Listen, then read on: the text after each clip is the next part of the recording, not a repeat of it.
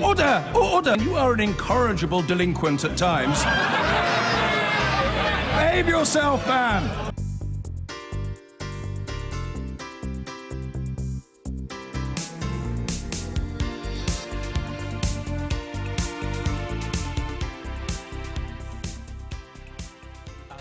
Right, a birthday greeting now. It's the 150th anniversary of the Trades Union Congress this week. It's celebrated by releasing an app, WorkSmart, to provide younger workers with information about their rights and to encourage them to group together to fight for them. But it's a challenge to attract the young. Less than a quarter of the workforce overall is a member of a union now, and that is skewed towards older workers.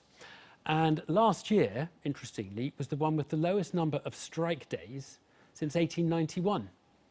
Joining me now is the General Secretary of the TUC, Francis O'Grady, and from the Institute of Economic Affairs, Len Shackleton.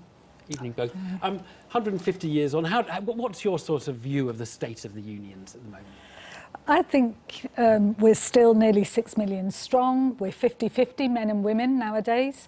And clearly it still makes a difference. Having a union card in your pocket means you're more likely to get better pay, more equal pay, family-friendly, training opportunities, health and safety. So it still makes a big difference, but it's not good enough. And that's why we recognise that we've got a generation of workers out there who are really stuck in low-paid, low-skill work often, and feel stuck, want to progress, want to get on at work, and we've got to find new ways to organise them.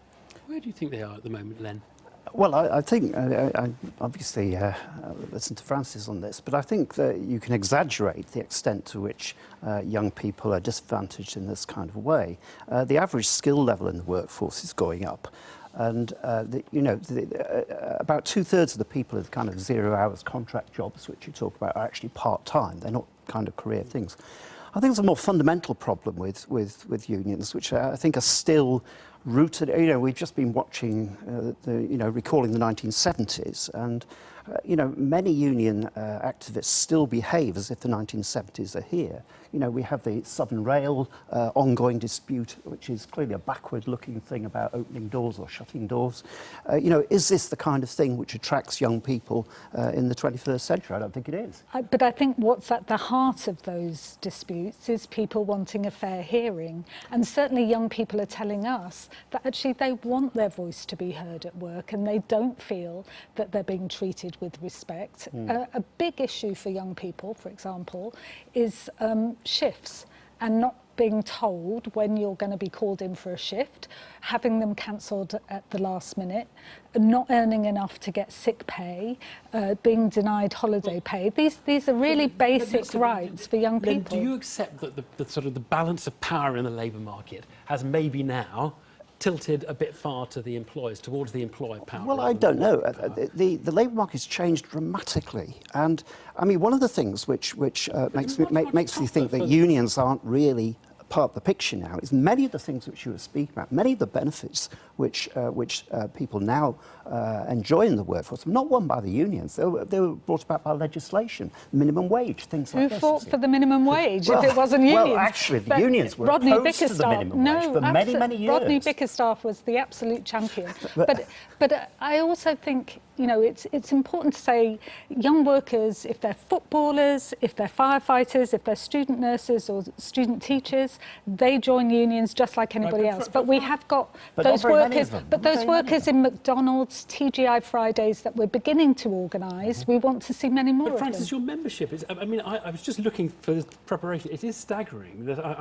So it's massively public sector, people working for the government rather. In the private sector, it's only 13% of employees. Huge number of them are graduates. 38% are professional workers. It's very, over-representation of the middle income, full-time graduates. You should be worried by the fact that you're hitting all the people who don't need unions. Oh, I am. You've ignored the whole We are, and that's why our biggest private sector unions are backing this new initiative to see whether we can organise online. Well, it's a way to try and organise, maybe into networks, into collectivisation, but also into unions. And I think we're seeing signs of hope amongst those workers I mentioned who are getting themselves organised. Who would have thought a few years ago we'd have a strike against against McDonald's Well, in then this country. give Francis the benefit of your advice on how you would strengthen the rights of workers in a very fragmented economy, the delivery riders or whoever, who have very little market Well, influence. I think unions, well, I think they're too big for a start. One of the ways in which they've kind of dealt with falling membership is to merge. So we've got these huge, great unions. I think it's something like 70% of union membership is in 6 unions, right? 6 big unions. So, you've got these big organisations which don't really relate to the way in which people work these days. And I think you need to revisit the kind of friendly society origins of the trade unions, Give them something, rather than these sterile confrontations with Southern Rail and stuff like this, Well, actually, there are very few strikes. I mean, this is the remarkable they're all in thing. the public sector as well. That's practically gone. I mean, you're naming the one there is. I mean, there were only literally 79 strikes in the whole of the country last year. It's not much. Yeah, and I don't think that means that people That's are not the happy, sign, no. and I don't think that's good for productivity. But Francis, do you ultimately. agree that in the 1970s, I've pushed him on the balance going the other way. Do you think in the 1970s the trade unions exploited their power, their muscle, and that has led to a climate in which there just seemed to be, for 20 years after that, very, very little, no one was shouting in favour of unions? I think there are lots of reasons why we didn't retain the level of membership that we had, and the closing of some of our strongholds like the pits, and changes from big factories to small workplaces, the rise of those insecure contracts like 0 hours and agency work has had a big impact. And of course we've had a hostile environment in terms of the legal framework, with yet another Union Bashing Act just a couple of years ago, making it harder for workers to combine together and show each other solidarity, because in the end our values are the same. It is about the strong helping the weak. Finally, briefly, Len, we have very high employment rates, not such high wage rates. Is that just the effective choice the government has imposed on the country? You can have lots of people in jobs, even if they're not the best. Well, yeah, it is a choice in a sense. You can do what France does and have higher pay and 10 or 11% unemployed. I think it is very important to keep entry into the workforce available for people. And if that means low-paid jobs, that is better than no-paid jobs, in my view.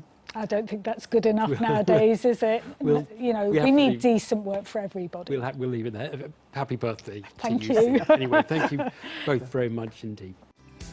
I've been